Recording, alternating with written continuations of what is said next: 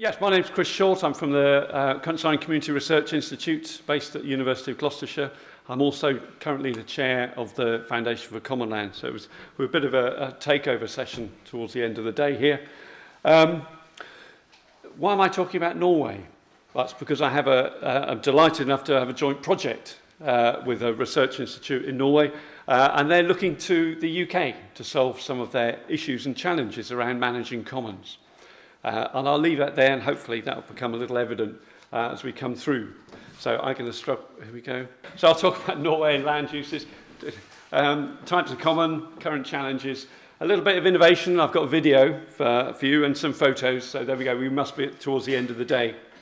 And then what lessons we can take. Okay, I won't insult your intelligence by putting up a map of Norway, much as I love maps, being a geographer, but I do like a good flag. So Norway is small in population, 5 million people, bear that with the UK, which is sort of 75. It's considerably bigger than the UK, or a fair amount bigger. And top to north is sort of 1,600 miles. 1% of that land area is urban, and 4/5 of the population live in that 1%. So it's a very urban nation, and yet they have a very strong attachment as a nation to their countryside. Second homes are fairly normal, sort of third or fourth homes is not unheard of. 3% of that land is cultivated.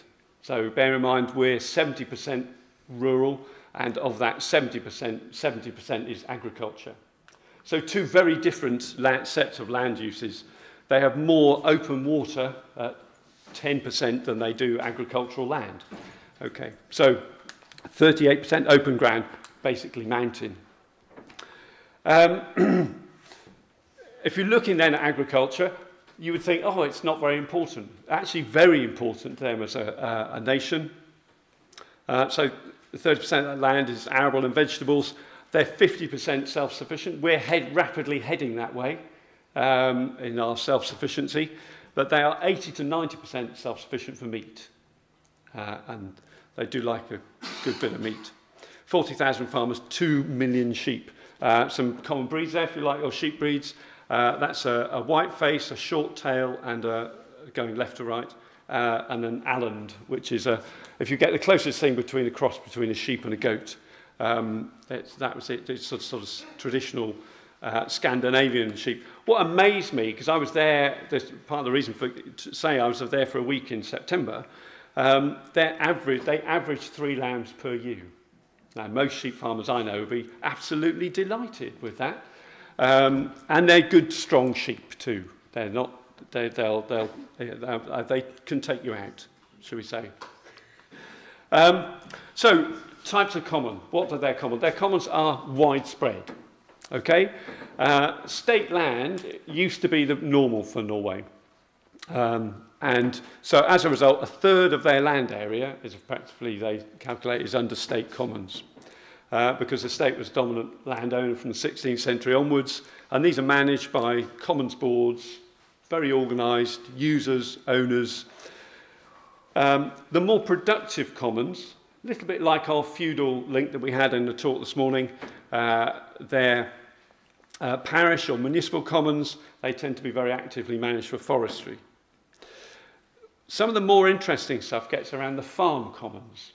This is areas which are outside, usually above the tree line in the mountains.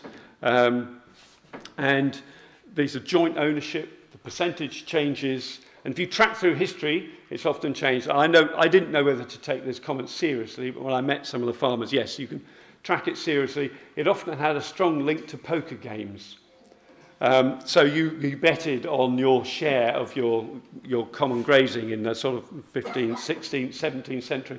It tends to have gone out of favour a little bit. But so you can own 50% of the mountain or 5%. And this, where's my pointer here?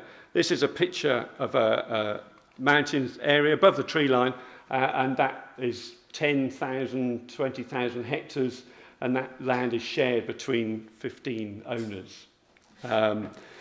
And it's linked to the home farm. So this is where the sheep go to graze in summer. So I had a treat to meet. This is Ola in the centre, and Valberg, farming couple based in central Norway. And they can trace their farm back to 1600. And as an aside, Ola is his name, and his grandfather was called Ola, and his grandfather's great-grandfather was called Ola. And so they alternate the names. A very fertile valley. He has 130 ewes and grazes arable. And they go back, so I'll just snip, but this is the summer grazing for the cattle. I've got a more detailed picture, and you work out what on earth they eat. They're up between May and September. And this is a restored winter hunting lodge. I don't know if you fancy staying up there in the depths of Norway for a month if you're hunting reindeer and elk. I wouldn't. So they share this land that they graze up there with sort of various hunters.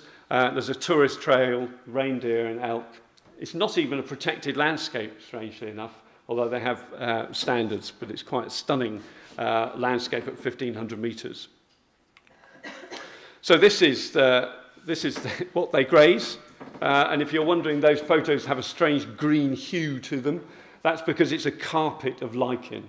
It's a very varied diet for a sheep of bilberry, juniper, crowberry, lichen, moss, and they're extremely healthy. Mind you, Ola's face, it said my face was a picture when I went round the corner, and there's some suckler cows grazing up there as well. So very diverse, very beautiful landscape. And so I said, well, what are your challenges? Why have you got a project that you're trying to struggle about your commons management? Commons management becoming increasingly complex, they find. It's no longer just about grazing. And I began to hear some very familiar messages. Poor communication between different bodies and stakeholders. Farmers worried about the hassle that it takes them to graze. That they don't feel that they're listened to. They don't feel in control of the way the directions are going. And so they're saying, is it worth me putting up with this hassle, and so I can just look after my home farm? Conservationists are very worried, because if you have reduced grazing, then you have declining biodiversity. If you have increased grazing, you have declining biodiversity. Some of the new issues they're coming up with, wind power is increasingly popular, second homes, or a different type of second home users, people who are not used to the hunting traditions, taking over the management there. The aspiration of government, farmers, most of it is this sustainable management of these mountain areas. So they've been trying to rethink some of the ways that they do things. I think it's the long, dark nights. But they have a very interesting approach to innovation. So one of the things they talked about, this project, which I'm involved with, this is funded from quite an interesting pot. They've taken a very small proportion of the agricultural support measure, and they put it into these difficult challenges area. And on the board of the people who decide how this money is spent are the farmers, the government, the recreation user, the conservationists, all the users, and they sit and they agree, well, what are our current challenges? And so the majority agree. So commons, they've decided, is one of their challenges. So they said, right, well, we need to understand and we need to find a better way of doing this. So they set up the research project. There's another one on predators, which is something else we don't, in sheep terms, we don't need to worry about so much. So that's one idea. I thought, what a brilliant idea. And so the people who do this work have to feed back directly to all of these different users. So it's, well, I would say as an academic, a transdisciplinary research project. And here comes up the video. So the other one is they've got a very interesting approach to technology. So hopefully this will work. You're here. If we click on this, we should go to YouTube.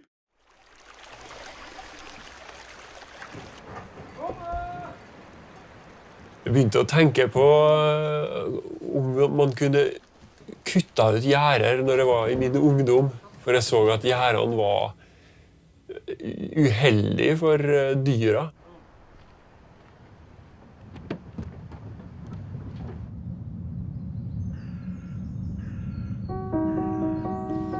Ever since the domestication of animals in early agricultural history, man has tried to control and limit their motion range, from manual herding to building fences. Fences require considerable maintenance, and construction is driven by high cost. This material and time-consuming process has left vast areas with potential pastures overgrown and untouched. What if we could utilize this natural resource for future food production? Let nature decide where animals can graze. We started 10 years ago as a group of farmers and engineers with a simple idea: bringing modern technology and traditional farming together. What we created is the world's first virtual fence system for grazing animals, improving agriculture, animal welfare, and the environment all at once.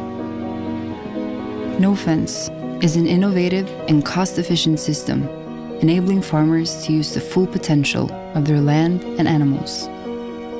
Our grazing technology consists of a solar-powered GPS collar and a digital boundary that is transferred to the animal's collar.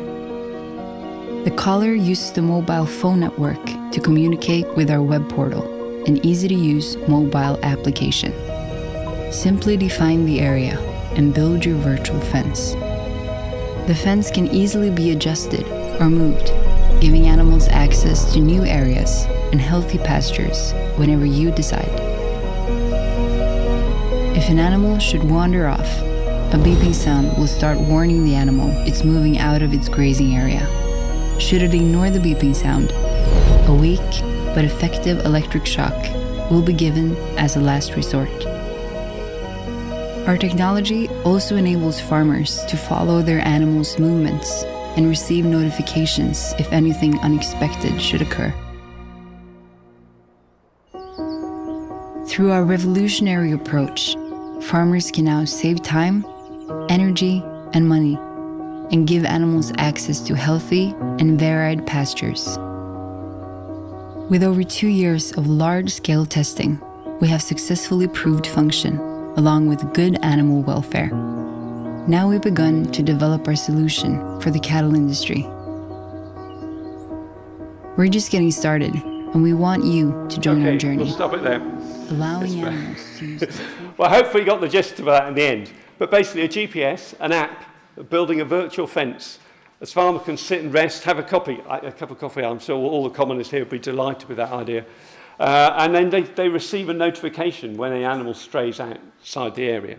So they're testing it on cattle, and obviously there's a lot of interest about this because actually that would enable a completely different sort of grazing. So some really interesting technology that they're looking at.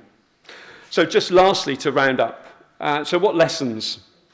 Firstly, the issue of communication clearly is evident there. It's been evident in much about what we've talked about here. It makes really good, really fascinating history, as we heard in the morning session. But current issues are mostly, and much of it, around communication, as Jenny was saying, and evident in the rest of them they're talking about, this issue of shared problem solving is, for me, by far the most effective means of tackling this. Really doing some thinking outside the box, and I think that's part of communication. People with a passion for the forest, maybe different perspectives, sharing challenges, and then coming up with some really innovative ideas. Absolutely fundamental for me is appreciating what you have. The reason the Norway is interested in us in the UK is they said, oh, you've got this 2006 Commons Act. So when I went over them and talked to them about what the foundation was doing, they were saying, well, surely if you've got an act, why do you need the foundation? I said, well, acts only get you so far. Commons are complicated, it's multifaceted, and legislation is a very blunt instrument. So it only really deals with a single issue. And so what you need is a combination of both. So this self-governance, as you're doing here in the forest, is really important. Most of those that I mentioned the farm commons, forgot it at the time, but they don't know how many farm commons there are, even in a country like Norway. They don't know that relationship. So we know so much more, the British psyche of creating lists and counting and ordering has its own issues, but it also is exceedingly useful. And the last thing is this issue of sharing knowledge and experiences. And I think events like this are just fantastic, coming together, making a long time for lunch and break, so you can do all this networking and catching up. The conversation's been really valuable. So this process, don't stop, keep carrying on, talking, sharing, experiencing, valuing what it is that you have, because telling me you miss it when it's gone. Okay, and that's that for me. Thank you very much.